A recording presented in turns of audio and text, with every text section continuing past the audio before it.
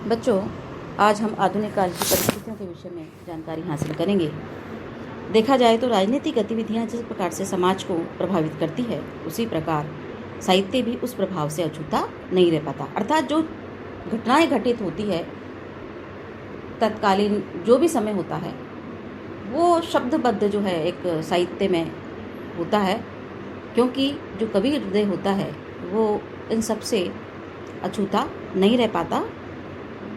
और यदि हम सन 1850 अर्थात भारतेंदु हरिश्चंद्र जी के जन्मकाल से हिंदी साहित्य के आधुनिक काल का प्रारंभ स्वीकार करें तो भारतीय राजनीतिक परिवेश में कई महत्वपूर्ण घटनाएं दिखाई पड़ती है, जिनसे तात्कालिक कवि हृदय अवश्य प्रभावित हुआ दिखाई देता है।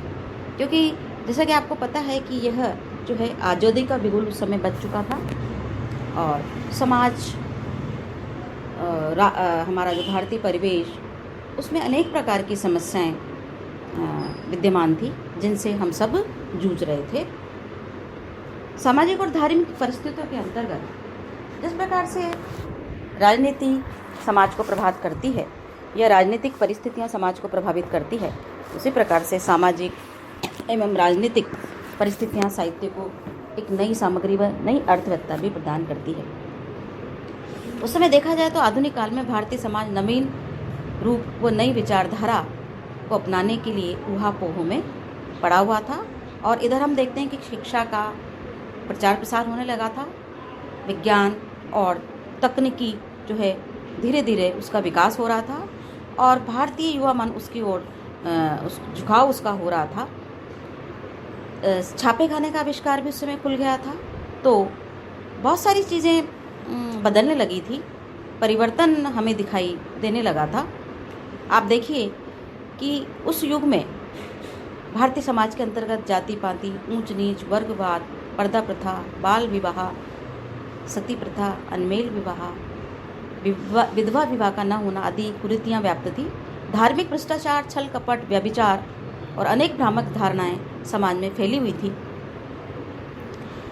और भारतीय जो युवा मन था वो भारतीय संस्कारों का उसमें लोप होने लगा था, क्योंकि वो पाश्चात्य सभ्यता और संस्कृति की ओर आकर्षित हो रहा था। ये भी एक चिंता का विषय था।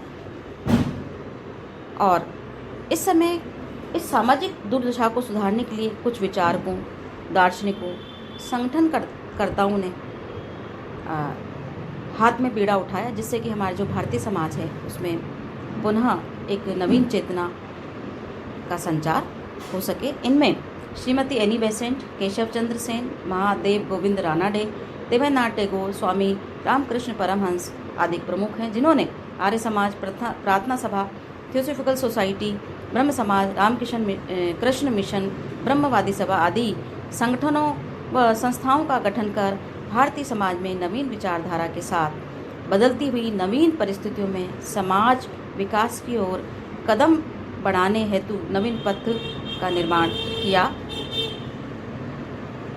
बच्चों, हमारे इन विचारकों ने, इन दार्शनिकों ने भारतीय समाज को समझा और विभिन्न प्रकार से इसमें सुधार लाने का प्रयास किया, कोशिश की और नई चेतना का इसमें संचार किया।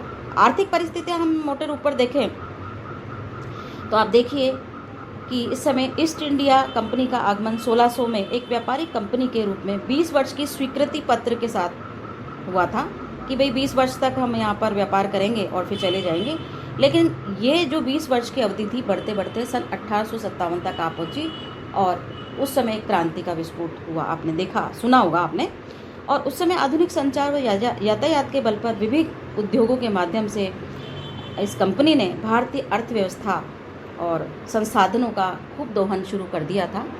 अर्थात हमारा जो कच्चा माल था वो विदेशों में जाता था और वहाँ की कंपनियाँ टैक्स लगा करके दुगने भाव पर हमारा ही जो सामान जो वहाँ से बन के आता उसको यहाँ बेचती, जिससे हमारे जो उद्योग धंधे थे वो ख़त्म होने लगे थे और जुलाहे भूखे मरने लगे थे। कपड़ा उद्योग की बात करें तो जुलाहे भूखे मरने लगे थे और विभिन्न प्रकार की महामारियाँ उस समय फैली हुई थी, अकाल था। और ऐसे समय में देखिए आप कि महारानी विक्टोरिया के भारतीय साम्राज्ञी बनने के उपलक्ष्य में भव्य दरबार में भारतीयों का धन, मतलब हमारा जो धन था उसको पानी की तरह अंग्रेज लोग बहा रहे थे। तो ये भी एक संघर्ष का कारण बना और बहुत बुरी चिंताजनक इस समय स्थिति हो गई थी। भारत का संपूर्ण जो सोने की चिड़िया कहलाने वाला हमारा देश था, सोने की चिड़िया कहलाता था, उसका दोहन शोषण इन अंग्रेजों ने किया। इसीलिए भारतेंदु हरिश्चंद्र को लिखना पड़ा उस काल की परिस्थितियों को, आर्थिक परिस्थितियों देखकर कि अंग्रेज राज सुख साज सबे सब भारी, पे धन विदेश चली जात है यही अति ख्वारी। मतलब भारतीय द्वारा तैयार कच्चे माल को सस्ते दामों पर खरीद कर उस सामान से बनाई जाने वाली वस्तुओं को ऊंचे दामों में भारतीयों को ही बेचा जाता था, जिससे हमें दोहरी मार पड़ रही थी। तो ये था आर्थिक परिस्थितियाँ। आगे हम देखते हैं कि साहित्यिक, शैक्षणिक और सांस्कृतिक परिस्थितियाँ वह भी हमें, जिसमें कविता को प्रभावित किया, उसमें आप देखिए कि जो साहित्य राजाओं के दरबारों में फल फूल रहा था, अब वो करवट बदलने लगा था। परिस्थितियों के अनुसार भारतीय जनता की आकांक्षाओं के अनुकूल राष्ट्रभक्ति, समाज सुधार, सरकारी भ्रष्टाचार, शोषण आदि को साहित्य में चित्रित किया जाने लगा था। और सबका मूल कारण ये रहा कि उस समय प्रेस का आगमन हो गया था, संचार व्यवस्था में सुधार हो गई थी और शिक्षा भी हमारे जनमानस को प्रभावित करने लगी थी। पुस्तकों का भी प्रकाशन उस समय होने लगा था। विभिन्न प्रकार के अखबार और ने भारतीय जनमानस में राष्ट्रभक्ति, स्वदेश प्रेम की भावना को पैदा करने का महत्वपूर्ण कार्य किया और प्रयास किया।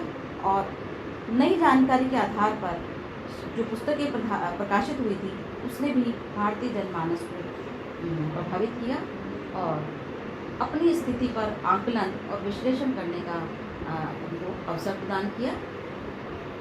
क्योंकि उस समय अनेक प्रकार की साहित्यिक पत्रिकाएं भी बच्चों देखिए कि वो प्रकाशित हुई, जैसे कि कवि वचन सुधा, हरिश्चंद्र मैगजीन, हरिश्चंद्र चंद्रिका, जो बाद में हरिश्चंद्र मैगजीन का नाम जो बाद में 8 अंकों के बाद में हरिश्चंद्र चंद्रिका रखा गया था।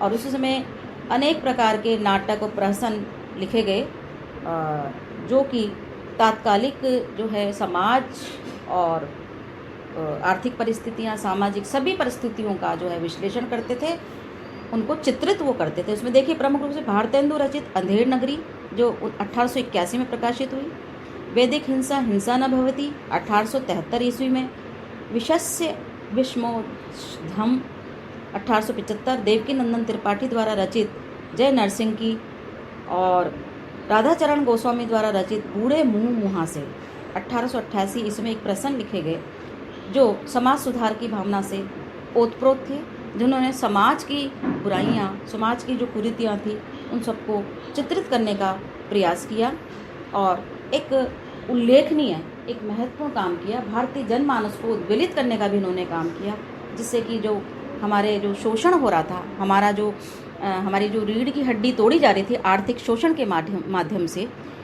उन सबको समझने का एक चिंतन, एक दिशा निर्देश इस साहित्य ने प्रदान किया।